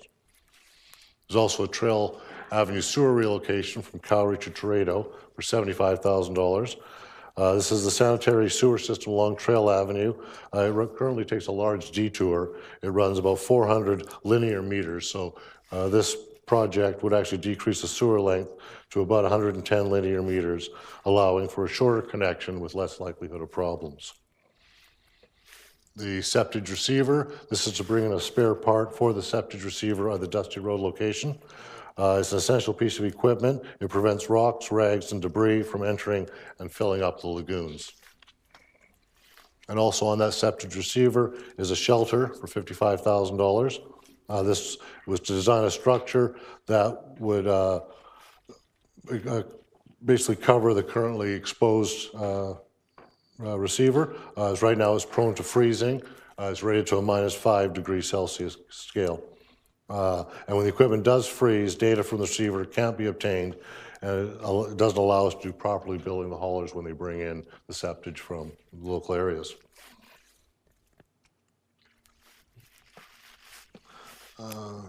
So the other thing we did, I'm going to go through a list of the items identified through our meetings with the representatives from the community associations. This happened in the fall. I should point out that we haven't actually investigated the cost of these items. So really, it's really just a list of items that I can be reading to you, or you can read along with me. So from the Sechelt Downtown Business Association, they're suggesting lights on Cowrie, electrical power on Cowrie, wooden planter boxes, and improved lighting on Toredo Lane. Tillicum Bay, they have some drainage issues on Tillicum Bay Road. They'd like a pedestrian walkway over the bridges over Gray Creek. There's concern about blind corners, like some signs, and a safety barrier on Sechelt Inlet and Naylor. Selma Park, Davis Bay, Wilson Creek, and the Davis Bay Parkway Society, we met with them as one group. They're concerned about flooding issues along the highway between Bay Road and Pier 17, a shortage of parking in Davis Bay, and they'd like a bridge across Chapman Creek that connects Davis Bay to Wilson Creek around the hatchery. So West Sechelt, they brought up school and traffic parking problems. They're concerned about the road condition on the upper portion of Norwest Bay Road around Gowland. They would like a lookout and Darby at the beach access, replace the rusty streetlight standards and replace shades to make them dark sky friendly and switch to LED lighting. They'd like a no exit sign on upper Norwest Bay Road. They'd like to complete a trail on Quarry Park, a walkable Sechelt, I guess, to allow from walking from Sechelt through the Silverstone. They believe Lower Darby needs widening and Granite and Derby Road improvements. Sandy Hook asked for bus service from Sechelt to Sandy Hook, improved snow removal, a bike path from Sechelt to Sandy Hook and outwards to Tewanek, to resolve the issue of the derelict boats in the inlet. They'd like us to undertake a feasibility study and examine the development of a local community center out in that area. And they'd like to reinstate the public swim floats off Sandy Hook Beach, as well as the one off Secret Beach, and have it repaired. Sandy Hook would also like us to repair the boat launch at Sandy Hook Beach and restore it to its original state. They'd also like us to build stairs or hand railings to improve access to Secret Beach, as they're currently dangerous to navigate. They'd like us to pave the area below Seaview off Sandy Hook Road, put up slow down signs in key locations around Sandy Hook. They want deer crossing signs on Deerhorn, and they're concerned about B&B issues in that area. Chewanick brought up wanted speed reduction barriers. They'd like no parking signage on the water side of Seashell Inlet Road from Irving Creek to the property lines, and beach access and trail at Grave Creek. Sunshine Heights, this is on the West Porpoise Bay side, down by the marina there. So they'd like to deal with landslides in the area.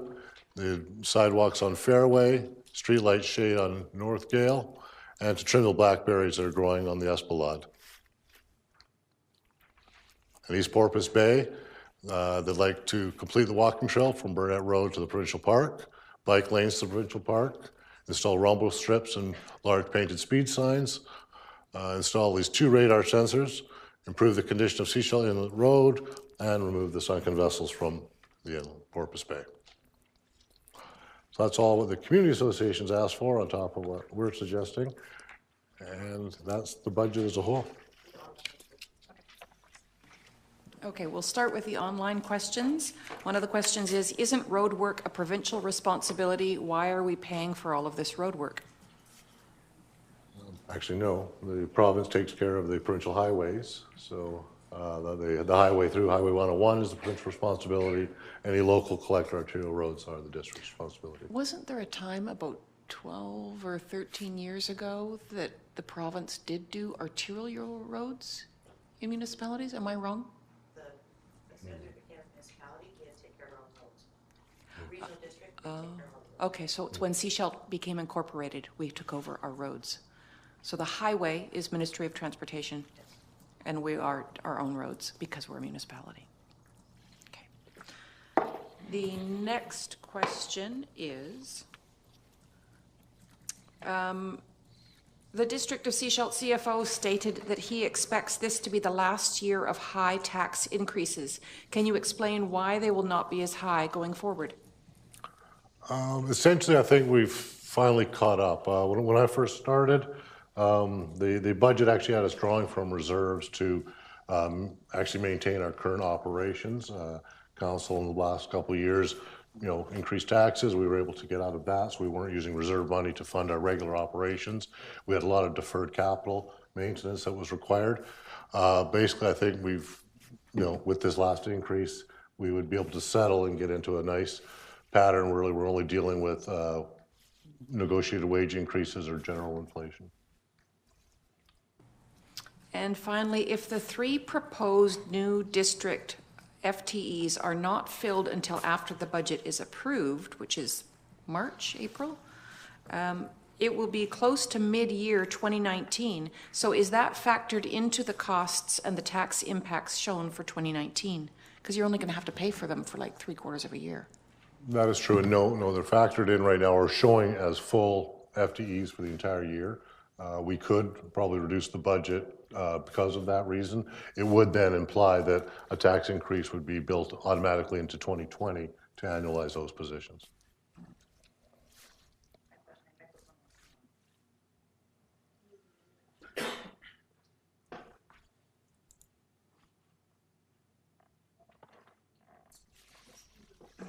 Just a quick question on the highway.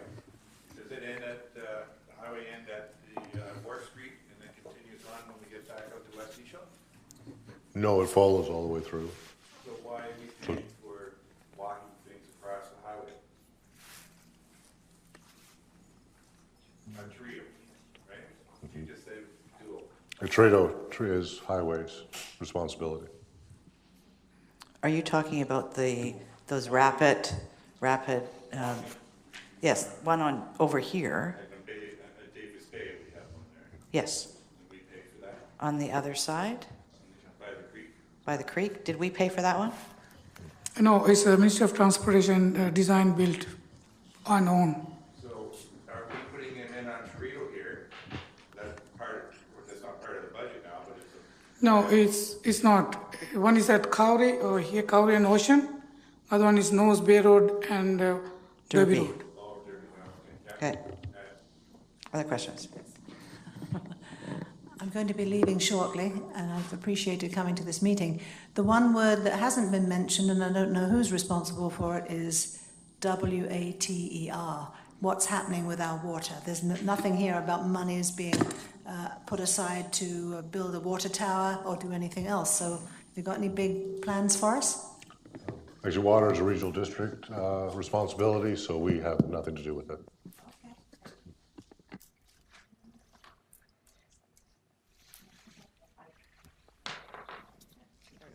And at the regional district, there was one report that came through in December that talked about the size of water reservoir we'd need. In the next 2 weeks, we'll see a report coming through with a report on the wells. And in February, we'll have a report coming back on the feasibility and placement of reservoirs. Okay. I have one question about the Suncoaster Trail Phase 2. I know it's already been through, we're at a different section, but it's $250,000, and I'm looking at this map, and is it all the little checked lines on here? Is that how long it is? Because not that I disapprove of stuff like this, but man, you know how long the hospital had to fund and do all kinds of stuff just to get a CAT scan machine? Right. And so if people want these kind of things, why don't you incorporate some kind of fundraising for this kind of stuff? I mean, there's so many things. It's a nice thing to have, but, you know. Pam, the map that you're looking at is actually the completed piece from the airport to Selma Park Road. This isn't the entire picture. It hasn't been designed yet. It's going to be designed in the planning phase. And I'm going to let Mr. Stewart just explain the financing again, because most of the money is not coming out of general revenues. It's coming out of gas tax and DCCs. Could you explain the portions again there? Yeah, it's basically funded 50-50 from, we've proposed the gas tax reserve and 50% from the development cost charges, and we have applied for a grant, and we received a grant for $25,000 towards it as well. I have a question from a neighbor who can't be here, and I'm quoting, "When you look at a comparison of tax burden across all taxable property classes in all BC municipalities, the BC average on residential taxes is 57.4% of the budgets. District of Seychelles is 85.44%. Why is that? Essentially, we don't have a lot of business. We're 85% residential property, so most of our tax or most of our revenue comes from residential property. So most of our revenue comes from those sources as well.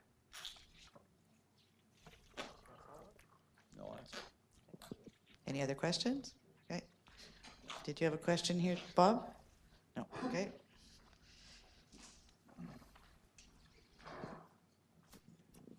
You're right after Mary. Yeah, I find the flashing lights near the bridge on Chapman's Creek to be quite effective. It actually stops traffic. And I think that there should be something like that to the pier. It's right in the middle of, right across from Pier 17. And I think that would actually stop traffic there so that we could get out on Bay Road. So I think those flashing lights are they work really quite well. Just a suggestion, could you make the dog park fence 3 feet and increase the baseball fields at Hackett Park to 6 feet? I would actually like to just respond to the dog park, because sometimes I'm not actually realizing whether it's a question or a statement, but I want to clarify a couple of things about the dog park. Mr. Stewart, our Director of Finance, has already clarified that 99% 1,000 of the 100,000 is coming out of DCCs, and 1,000 is coming out of general revenue. So that takes care of the finance end, but the piece that's missing here is that dogs currently are using sports fields. We're the only municipality, the only community that I know of that allows dogs on sports fields. Most communities actually have bylaws with fines for if people allow their dogs on the sports fields. They don't mix. So this is why a lot of the push for a dog park has come from different sports field associations, but there's also been a lot of requests from dog users. It's a good community meeting place for like-minded people, and one thing Sechelt doesn't have is a fenced-in dog park. Yes, we have several off-leash parks, but it's not the same thing. As far as the $100,000 cost, a huge portion of that is just for fencing. There's some land clearing to park out the area, the upper area. We're not going to remove any of the significant trees. It's going to be left as a forest and shaded areas, which will improve the design. There's going to be some asphalt that needs to be torn out and landscaped, and then there's some amenities. The money goes pretty quick. And I think it's not the Taj Mahal dog parks, but it's going to serve the community well, and it's a really good location, centrally located, so it's accessible by a lot of the community that lives downtown, seniors that don't have automobiles, and a lot of them have dogs. So I just wanted to clarify that so that you went home with the full picture. And how about fencing the baseball field? There is something in the works. The Men's Fastball League is looking at finding sources for funding for to build a bigger, better backstop that would deal with most of the issues with balls flying out of the park. Just a quick point, it may or may not be relevant, but just to throw it out there, I've heard a lot of comments tonight about Davis Bay and the traffic and whatnot, and the thought that comes to my head is, why do we have a road running through there anyway? Why is there not a road behind there? Just a thought. I'm sure that question's been raised before. And also, as far as, I'm glad to see you've got dark lights, dark sky friendly lights coming out. Will those also be applied at Cowrie Road and everywhere else where you replace some lights? Because we have a terrible light pollution problem on Trident Avenue, from the parking lot on that corner, as well as the extension that's being done in the construction site behind us. It's just terrible. I know we're looking at the bylaw 430, which is the standards for lights and what have you. So they, I know the engineering is looking at their current standards, subdivision standards. So I think dark skies is one of the things they will be considering. Because the light that's coming into my bedroom window is brighter than if I were to stand right under a street light. That's how bad it is. This is just a short, is this on? This is just a short question. The, what's it called, Windward Lane, that you would be thinking of paving? Why? Have you seen it today in the last few days? It's underwater because it's below sea level. So you're going to pave it, and there's a lot of people that like to go down that road. It's dirt. It's fun to walk on with kids. Not a lot of traffic, and but right now it's below sea level. That has always been below sea level. That's why we had to get a sewer, because Clayton's couldn't put a drain field in because they're below sea level there. So how are you going to deal with that when every time you get a big high tide and lots of rain and it just oozes in underneath the natural berm? It's like a giant duck pond right now. Just a question for the dog park. It's around the old sewage treatment plant. When is that coming down? Or are you going to go through the park to tear the sewage treatment staff? What's happening with the old sewer treatment plant? The old sewer treatment plant will be incorporated into the dog park. The dogs will be walking through the old plant? No. The dog park is actually on the Ebbtide Street side. So if you go on to the website, you can see the full plans and the full business case, including the diagrams. But my understanding, and Snath can correct me if I'm wrong, is that the old water resource center is back up to overflow for the main plant and can't be removed. Is that my understanding? Christine? We haven't decided that yet. Haven't determined that. No, that's. Yeah, but there might be some value in that building. We're not ready to remove Yes. it, and it can easily, the fence can come up to it. It literally can be hidden and with foliage, and I think it just wouldn't be noticed from the dog park. Okay, it's a question. My question leads on to any empty building in downtown Sechelt. What happens to them? Gets filled with rats and other critters.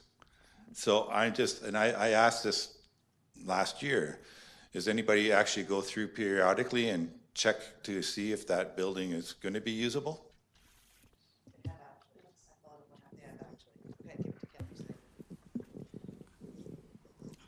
Hi, Bob. Yes, someone goes through that building every day and inspects it.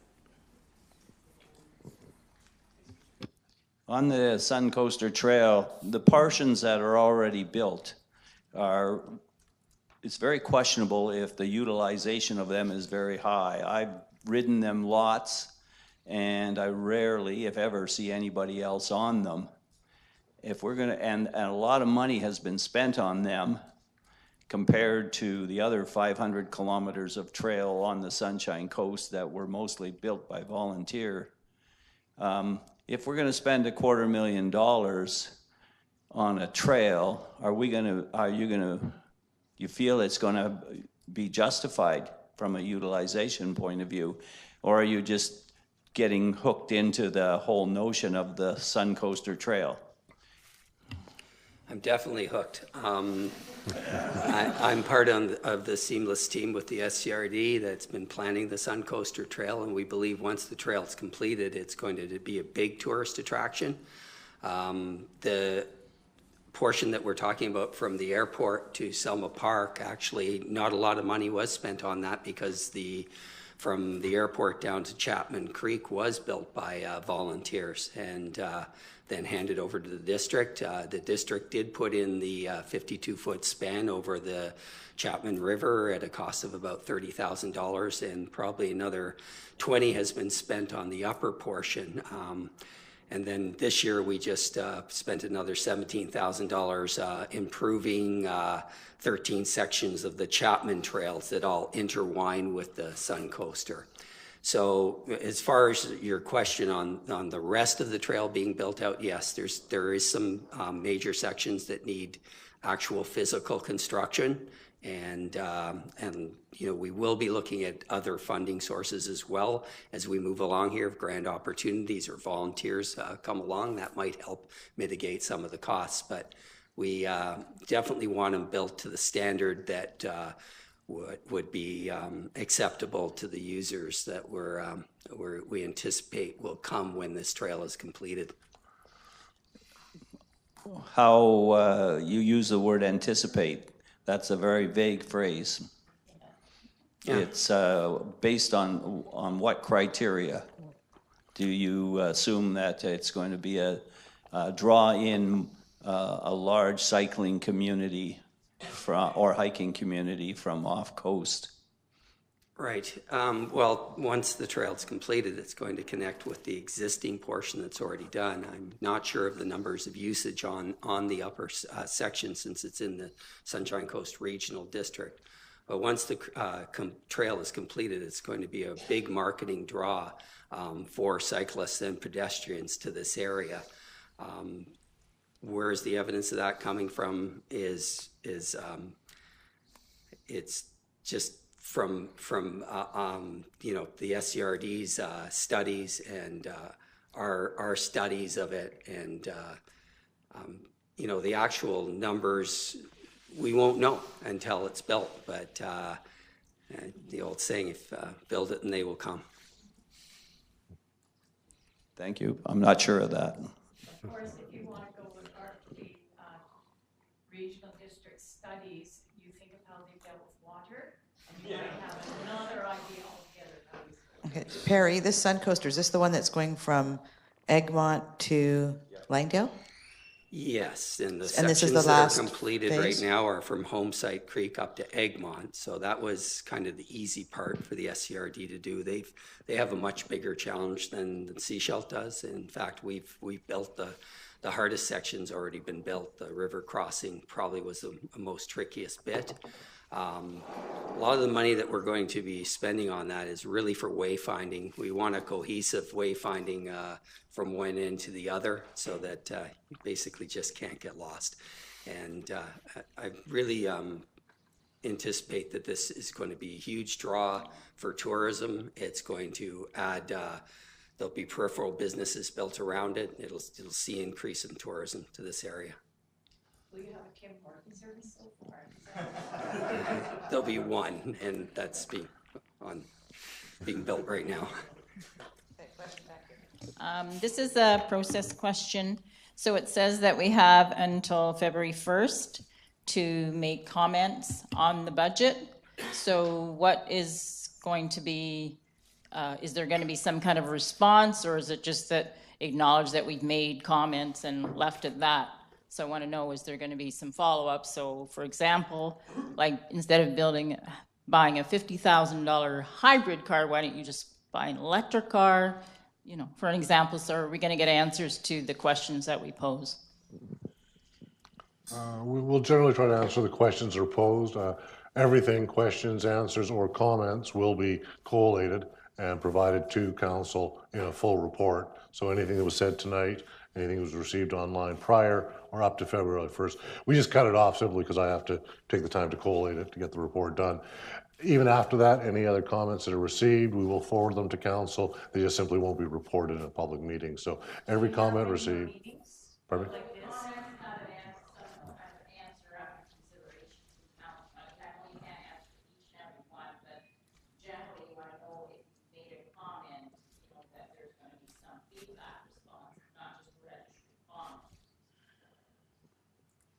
For the most part, yeah, we will answer. We'll take the questions that come tonight and we'll compile them and provide answers where we can. Okay, any other questions in the gallery?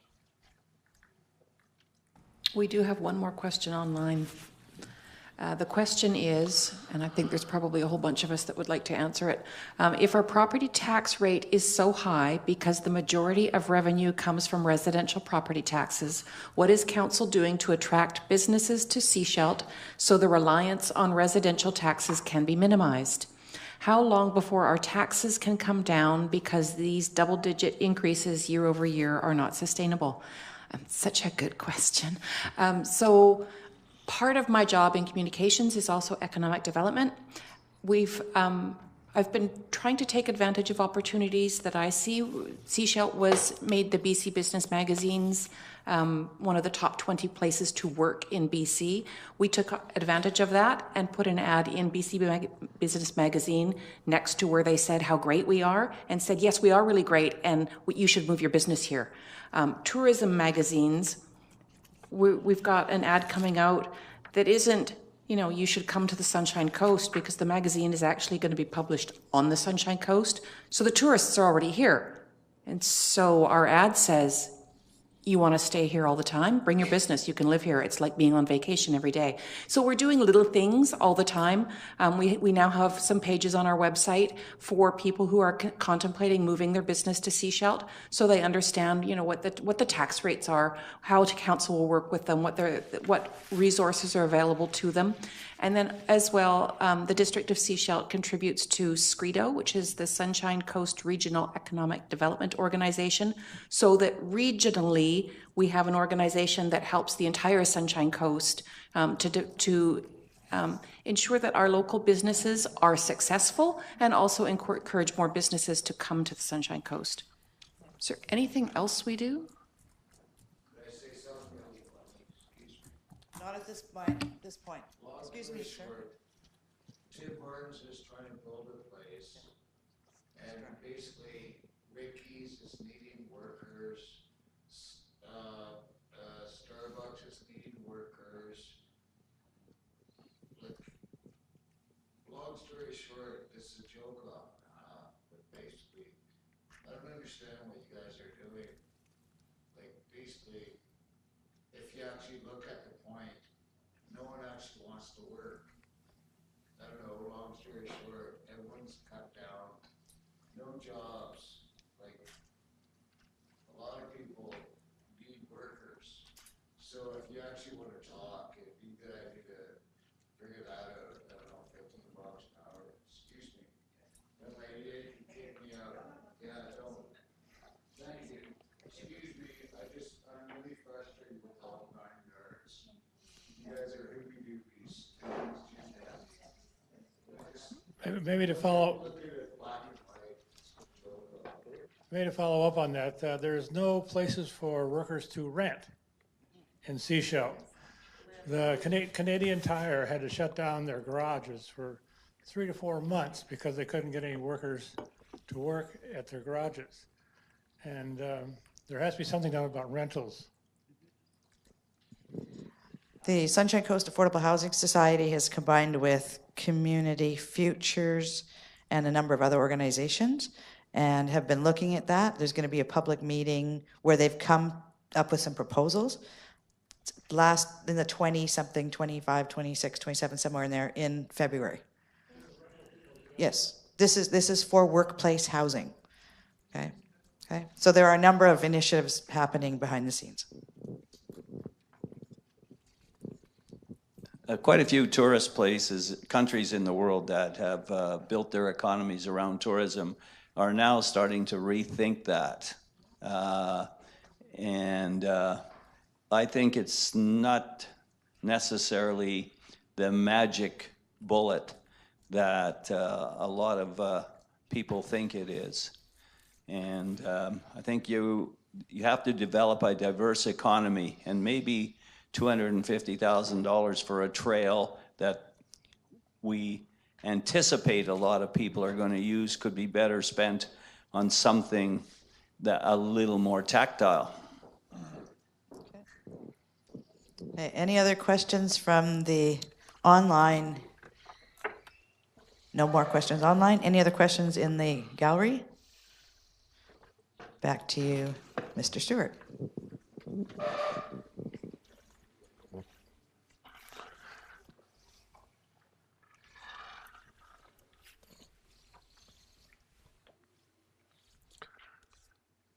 Actually, this is the last slide. So just to recap the process here. So in December, we met with council. We had this meeting tonight. So after this nice meeting, as was asked, we will compile all the questions, comments made and present them to council. Then council has the difficult task of deliberating and making tough decisions. I would like to reiterate what the mayor said at the beginning. This is a draft report. This is what district staff believe is required to maintain the levels of service that we do provide, and other suggestions for them to consider, but that's all it is. They're suggestions. Council has not had a chance to deliberate, discuss this, or even provide us with direction as where they would like to go. So we'll be doing that through starting in February, and probably I'm anticipating right through March and April.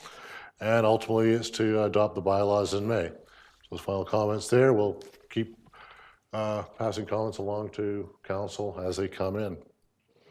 So thank you very much for coming.